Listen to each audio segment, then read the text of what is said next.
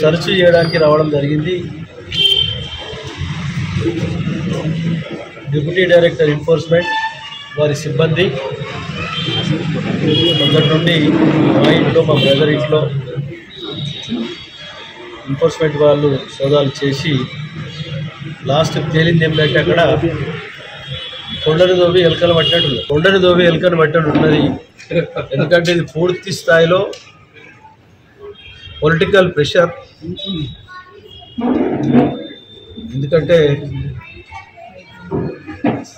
రాష్ట్ర ప్రభుత్వం కానీ కేంద్ర ప్రభుత్వం కానీ ఇటువంటి కార్యక్రమాలు ఎన్నో జరుగుతూ ఉన్నాయి. అందులో ఇది భాగం. మంత్రులు ముఖ్యమంత్రులు అసలు గిట ఒకళ్ళు ఇవ్వకుండా బలి చేస్తూ ఉన్నారు రాజకీయంగా. ఆ బలి అనేది భగవంతుడు చేయాలి కానీ ఎవరు చేస్తే అయ్యే పని కాదు. కాబట్టి పూర్తి స్థాయిలో వాళ్ళకు ఆ డిపార్ట్మెంట్ వారికి అన్ని రకాల కుటుంబ సభ్యులందరూ సహకరించి ఏమేం కావాలన్నీ వారికి అప్పచెప్పడం జరిగింది.